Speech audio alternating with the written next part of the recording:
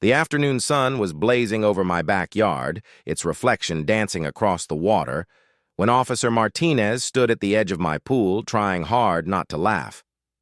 Karen, our self-proclaimed HOA queen, was jabbing her finger toward the perfectly blue water like she was presenting a criminal case. "This is unauthorized private use of community property," she screeched. "I demand you arrest him immediately." The officer looked at me, then back at Karen, clearly wondering how his day had spiraled into this absurd scene. I kept my cool, reached into the folder I'd brought out with me, and pulled out my property deed. As I handed it to him, I caught the corners of his mouth twitching. Karen had no idea she was about to become the neighborhood punchline. This ridiculous showdown had actually begun 3 months earlier, when I moved into what I thought was a peaceful suburban dream. The 4-bedroom colonial wasn't the flashiest house on the block, but the private pool out back sealed the deal for me. After years trapped in cramped apartments, I couldn't wait to float on a raft with a cold drink, enjoying a little piece of paradise. The pool had been installed 15 years ago, and during the first walkthrough, that sparkling blue water practically called my name. I signed the papers without a second thought, already picturing barbecues and late-night swims under the stars. The first week felt like I'd stepped into a sitcom. Neighbors waved from their driveways. Kids rode bikes down tree-lined streets. The whole place radiated friendly small-town charm. Then came the knock on my door. Standing there was a woman in her 50s with meticulously styled blonde hair and a clipboard clutched to her chest like a weapon. "Welcome to Willowbrook Estates," she said in a practiced, chipper voice. "I'm Karen Henderson, president for life of our HOA." The way she emphasized president for life should have been my first warning sign. She handed me a thick packet of rules, then her gaze drifted past me through the living room window. When she saw the pool in my backyard, her smile stretched wider, like a cat spotting a canary. "Oh, how wonderful," she exclaimed. "You'll be maintaining the community pool. It's such a blessing to have that common space available to all our residents." I blinked. Sure, I'd misheard her. "I'm sorry, what?" "That's my pool. It came with the house." Karen let out a high, tinkling laugh that somehow made my skin crawl. "Oh dear, there must be some confusion," she cooed. "That pool has always been considered a neighborhood amenity. The previous owners were so generous about sharing it. I'm sure you'll continue that tradition." Before I could even respond, she spun on her heel and walked off, already calling over her shoulder about the next HOA meeting. I stood in the doorway holding that packet, wondering what kind of alternate universe I'd just stepped into. The next few weeks were a crash course in Karen's version of community property. I'd come home from work to find her sprawled on my deck chair, sipping lemonade like she owned the place. One Saturday morning, I was jolted awake by splashing. When I went outside, there she was, doing water aerobics in my pool. "Good morning," she said cheerfully. "Just getting my exercise in. The water temperature's perfect today." I stood there speechless as she kept bobbing up and down, completely unfazed by the fact that she was trespassing. Things only escalated from there.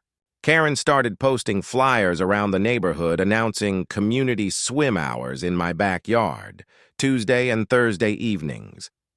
The first time it happened, I came home to find 8 strangers splashing around in the water, kids cannonballing into the deep end while their parents lounged on my patio furniture. Karen was standing poolside, whistle around her neck like some overzealous camp counselor. "Isn't this wonderful? Building community bonds," she chirped. I took a deep breath, then firmly told everyone they had to leave. This was private property. The neighbors looked uncomfortable and hurried to pack up their things. Karen's face turned crimson. "You're being very selfish," she snapped. "This goes against everything our HOA stands for." The next day, I installed a heavy-duty lock on the gate. By morning, there was a note taped to it in Karen's perfect cursive. "You violate HOA Regulation 7.3 regarding community access to shared amenities. Remove this lock immediately or face fines." I crumpled it and tossed it in the recycling bin. 2 days later, another note appeared, this time laminated, listing pool rules she had personally drafted. No diving in the shallow end pool hours 8:00 a.m., 8:00 p.m. No glass containers. The audacity was almost impressive. She was acting like the director of some neighborhood YMCA. I tried talking to a few neighbors, hoping someone else saw how insane this was. Most just shrugged. That's just how Karen is, they said. She means well. Tom, who lived 2 houses down, leaned in and whispered, "She tried the same thing with my hot tub last year. Said it was a community relaxation station. I had to threaten legal action before she backed off." Apparently, this was Karen's hobby, claiming other people's property as communal space. But my pool seemed to have triggered her ultimate power trip. The breaking point came on a Tuesday afternoon. I came home early with a pounding headache, desperate for peace. Instead, I found Karen in my backyard again, this time with 3 other women. All of them were wearing matching swimsuits and doing a synchronized swimming routine. She had actually formed an aqua aerobics club. They had a boom box blasting oldies music, and Karen was barking out instructions like a drill sergeant, her voice cutting through the noise. My patience, already hanging by a thread, finally snapped. I stormed outside, planted my feet, and said flatly, "Karen, you need to leave. And don't come back without my permission." She climbed out of the pool with exaggerated dignity, water dripping from her ridiculous floral swim cap. Her voice dropped to a venomous hiss. "You're making a big mistake," she spat. "The HOA board will hear about this." Her retaliation was as swift as it was absurd. 2 days later, I was working from home when I heard a knock at the door. Standing there was Officer Martinez, looking a little sheepish. And behind him, smug, arms folded like a victorious general, stood Karen. She'd actually called 911, claiming I was restricting HOA access to community amenities. "Sir," the officer began carefully, "I need to ask you a few questions about pool access." I could tell he was trying to treat the situation seriously, but the confusion in his eyes said it all. Before I could even speak, Karen pushed past him into my foyer and announced dramatically, "This man is violating our HOA charter. That pool is designated community property, and he's selfishly hoarding it." By then, several neighbors had drifted out onto their lawns, drawn by the commotion. This was better than their afternoon soap operas. I held up a hand to Officer Martinez and said calmly, "Give me 1 second." I walked back to my office and retrieved the folder I'd prepared weeks earlier, because with Karen, you learn to be ready. Inside was the property deed, the original survey, and the title documents. I handed it to the officer and said, "As you can see, the pool is entirely on my property. It was installed in 2009, 3 years before the HOA was even created." Martinez flipped through the papers carefully while Karen leaned over his shoulder, her face draining of color. He cleared his throat and read aloud. "Property boundaries extend to include all structures and improvements, including the 1632 FT in-ground pool and surrounding deck area." Then he looked up at Karen, struggling not to grin. She floundered. But the previous owners always shared the pool. It's been understood for years that it's for the community." "Ma'am," the officer replied, his tone now firm and professional, "intent doesn't override property law. This gentleman owns the pool. If you continue entering without permission, you could be charged with trespassing." A snort of laughter came from the crowd. Someone quickly turned it into a fake cough. Another neighbor muttered, loud enough for everyone to hear, "Told you she was wrong about that pool." Karen's face turned a brilliant shade of crimson. She turned to the neighbors, desperate. "You all use that pool? Tell him!" But suddenly, everyone found the cracks in the pavement fascinating. Not a single soul stepped forward to back her. Officer Martinez handed me my documents with a small smile. "Sir, you're well within your rights to keep this pool private." "Ma'am, I suggest you respect those boundaries." He gave Karen an official trespassing warning, jotted down notes, and then headed back to his cruiser. Karen remained frozen on my lawn, her little HOA empire visibly crumbling. Mrs. Chen from across the street was the first to break the silence. "Karen, we need to talk about your behavior. This has gone too far." Others nodded. Tom added bluntly, "I think it's time we called a special HOA meeting to discuss leadership changes." Karen opened and closed her mouth like a fish out of water. "This isn't over," she stammered. "I'll review the bylaws. There must be something about implied community usage." But the neighbors were already dispersing, shaking their heads. The special HOA meeting was held the following Wednesday at the community center. I showed up armed with my deed, the police report, and a fresh sense of vindication. The place was packed. Every seat taken, people lining the walls. Karen sat stiffly at the board table, flanked by two uneasy-looking board members.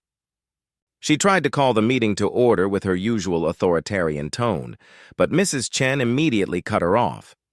"We're here to vote on your removal from the board," she said. "Karen, your actions have embarrassed our community and exposed us to legal liability."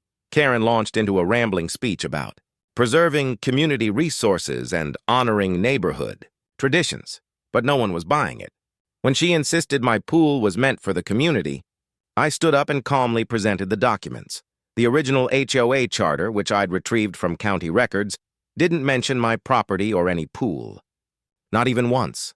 The vote was swift. 28 in favor of removal, 2 against. Karen and her loyal sidekick, Deborah. Karen's carefully constructed mask cracked. She slammed her hand on the table and shouted, "You're making a terrible mistake! I've dedicated 7 years to this community." Tom crossed his arms and shot back dryly. "And in those 7 years, you've tried to claim 3 hot tubs, 2 gazebos, and now a pool. It's time for new leadership." Then came the knockout punch. The community lawyer, who'd been invited to observe, calmly explained that Karen's actions had exposed the HOA to a potential lawsuit. She could be held personally liable for harassment and defamation. But the final twist was pure poetic justice.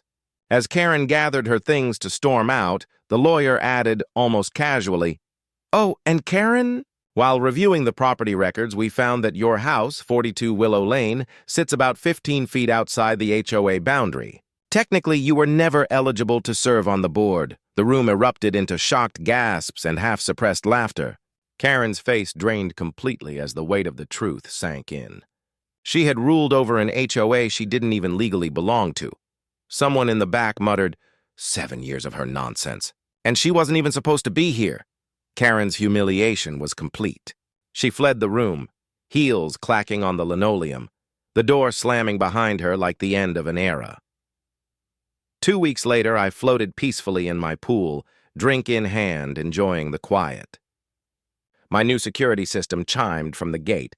"Welcome to private property. This pool is not community property. Have a nice day." I'd programmed it for my own amusement.